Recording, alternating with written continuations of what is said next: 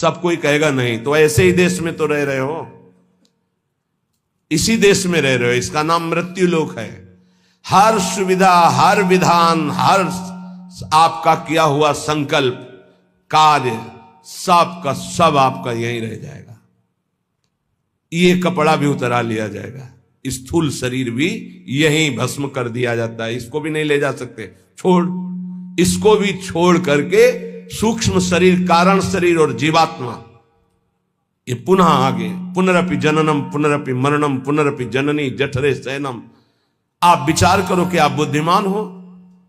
यदि परम कृपालु प्रभु का आश्रय लेकर नाम जप नहीं कर रहे और विषय भोगों में, नाना प्रकार की धन संपत्ति में, नाना प्रकार के व्यवहार बढ़ाने में अपना समय नष्ट कर रहे हो, तो तुमको ये ध्यान रखना चाहिए कि तुम इस देश में हो, मृत्यु लोक में हो, जहां से भगाया जाएगा वीजा खत्म होने पर, श्वास पूरी होने पर।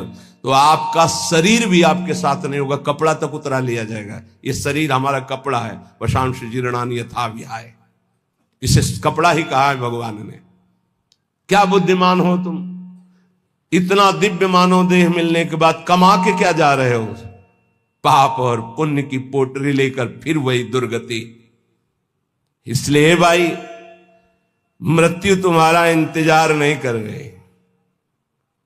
भाई बेटी का ब्याह रहेगा, पूरा कर ले तो हम थोड़ा भी, या थोड़ा अमुक कार्य रह गया, नहीं, तत्काल प्रहार करेगी, बस समय आने दो।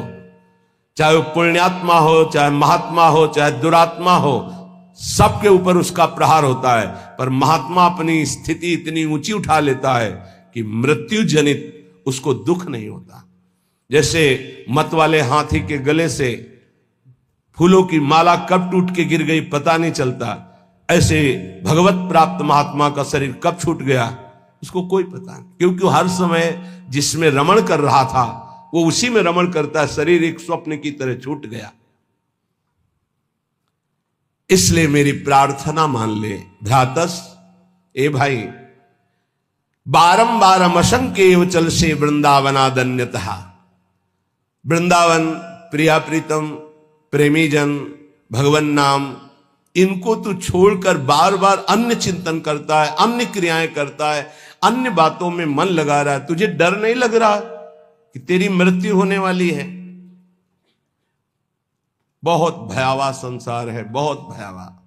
क्योंकि आपको भुलावे में डाल दिया गया इसलिए आपको ऐसा नहीं लग रहा। यहां प्रति मिनट, प्रति सेकंड ऐसे सावधान है जैसे युद्ध क्षेत्र में चारों तरफ से बाण चल रहे हो और वो महारथी अतिरथी वीर अपने को बचाते हुए निकल रहा हो, ऐसे चला जा रहा है। एक एक सेकंड सावधान, नेत्र खुले, हर समय मंत्राकार वृत्ति, कभी भी शरीर छूट सकता है। क्यों? क्योंकि पता है ऐसी स्थिति है। आपको एकदम भुलावे में डाल दिया गया है। आपके पास वो पार्षद नहीं है जो आपको सावधान करे। बड़ी कृपा है जिनको भगवान ने ऐसी बुद्धि दे दी, ऐसी विवेक दे दिया, यहां से चलना है, रहना नहीं, देश बिराना है। सबसे सबकी सेवा करो, सबको प्यार करो। वो प्यार, वो सेवा एकमात्र भगवान के प्रेम के लिए, भगवान की प्राप्ति के लिए। खूब धन कमाओ, धर्म पूर्वक दूसरों को सुख पहुंचाओ और उस सुख को भगवान के चरणों में समर्पित करो, तो सुख सिंधु भगवान तुम पर प्रसन्न हो जाएंगे। मृत्यु पर तुम विजय प्राप्त कर लोगे। ए भाई, बार बार धाम छोड़कर, नाम छोड़कर, प्रिया प्रीतम को छोड़कर संसार का चिंतन करते हो, पता है किसी भी श्वास में तुम्हारे ऊपर मृत्यु का प्रहार हो जाएगा। इसलिए कृष्णानंद रसाम्बुधे परतरम सारम विचित्रोज्ज्वला कारम पारगतैरपि श्रुति शिरो वृंदस्य नेक्षम मनाक श्री वृंदा विपिनम सुदुर्लभतरम प्रत्यासमासाद्य भो क्षुद्रासा कुपी साचिका वशगतो वम भ्रम्य से किम बही।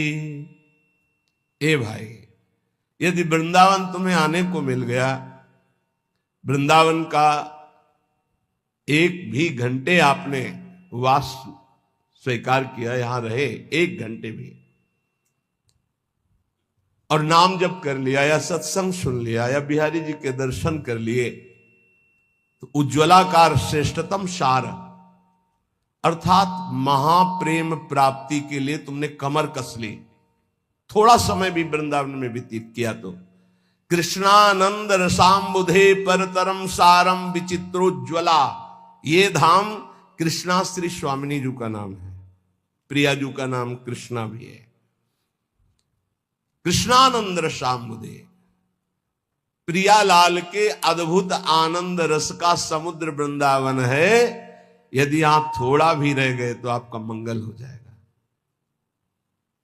सत्संग जो सुनते हैं उनके जीवन का कैसे परिवर्तन हो रहा है, ये भगवत कृपा से दर्शन करने को मिलता है। पर दीपक तले अंधेला, ये जरूर कहावत सार्थक नजर आती।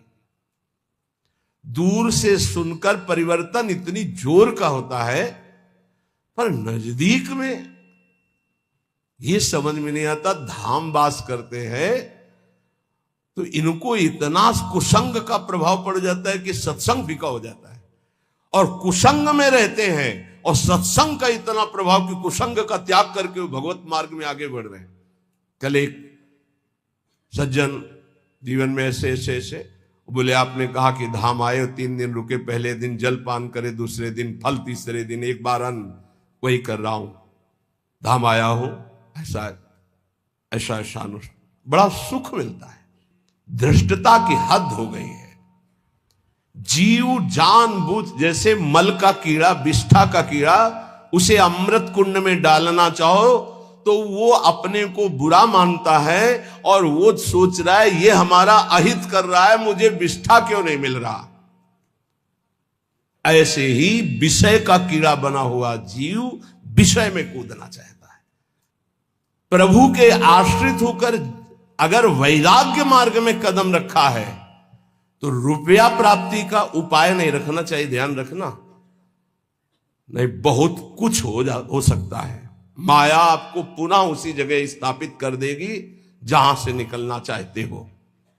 एकमात्र भगवत भरोसा, जितना कमा लिया, इसके बाद बंद। अगर धाम वास करके हम भगवत आश्रय ले लिए तो नमक रोटी खाएंगे बस। अब हमारा उद्देश्य केवल भजन रूपी धन एकत्रित करना है।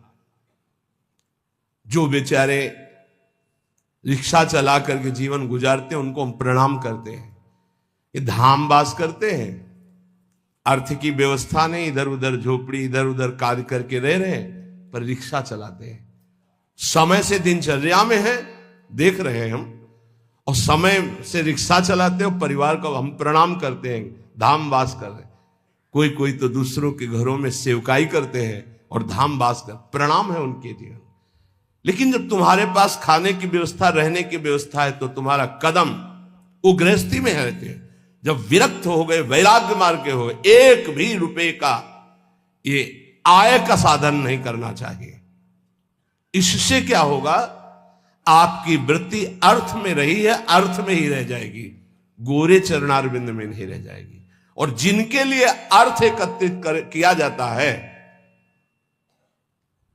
वो उस अर्थ से सुखी नहीं हो सकते। ध्यान रखना, वो परम अर्थ से, परमार्थ से सुख प्राप्त करते। करोड़ों अरबों रुपया जमा कर दिया, उन्हीं के सामने उन्हीं के बच्चों ने उनका तिरस्कार करके और गलत मार्ग का अनुसरण किया। श्रीपाद कह रहे, जब तुम जानते हो कि मृत्यु निश्चित होगी, जब तुम जानते हो कि मृत्यु से बचने का एकमात्र उपाय भगवान की शरण, हर श्वास नाम जपना है, तो कृष्णानंद रसाम्बुधे परतरम सारम विचित्रोज्ज्वला, महान विचित्र प्रेम रस जो उज्जवल, जिसमें कामना की गंध नहीं है, ऐसा प्रिया प्रीतम का प्रेम रस प्रदान करने में समर्थ श्रीधाम वृंदावन है। हे भाई भ्रातः, तुम क्यों भ्रमित हो रहे हो? ये माया का कार्य है, भूल भुलैया में डालकर पूरा जीवन बर्बाद कर देना। सच्ची मानिए, कोई ऐसा सुख नहीं है जो विवेक के द्वारा देखो उसमें सुख दिखाई दे। विवेक के द्वारा, बुद्धि का अंधा आदमी तो कहीं भी कूदेगा जाके। एक सुख हमें बता दो कि ये महान सुख है इस मृत्यु लोक में, एक सुख, पूरे शरीर को इसी को लेकर के सारे सुख विधान है। कुछ भी खाओ 6 घंटे में दुर्गंध युक्त मल, कुछ भी पियो दुर्गंध युक्त लघुशंका, छिड़क दो गंदगी, कान साफ करो गंदगी, सुबह देखो आंखों में गंदगी और नीचे तो गंदगी के कुंड ही हैं। और इसी शरीर को सजाना, इसी शरीर को भोगना कौन सा सुख हो सकता है? मलमूत्र के द्वारों में कोई परमानंद छिपा हुआ है। परमानंद भगवान को छोड़कर मलमूत्र के भांड को सजाना और इसी को भोगना, यही माया की चाल है। इसी से दुर्गति प्राप्त होती है। बड़े बड़ों को गिरा दे, ये कोई छोटी बात नहीं है। केवल एक 3.5 हाथ का जो ढांचा है, यही हमारी दुर्गति का कारण है और यही हमारी सदगति का कारण हो जाएगा यदि हम संतों की बात मान ले, शास्त्र की बात मान ले। तो मन माने आचरण, रुपया खूब हो, खूब भोग सामग्री भोगूं, यही सुख है। कितने दिन? ये भी तो सोचो, कितने दिन? ना भोगने लायक शरीर रहेगा, ना भोगने लायक तुम रह जाओगे। एक बार प्रार्थना मान लो, जैसे भी स्थिति में हो, जहां भी हो, जो भी हो, नाम जपना शुरू करो, भगवान का आश्रय ले लो।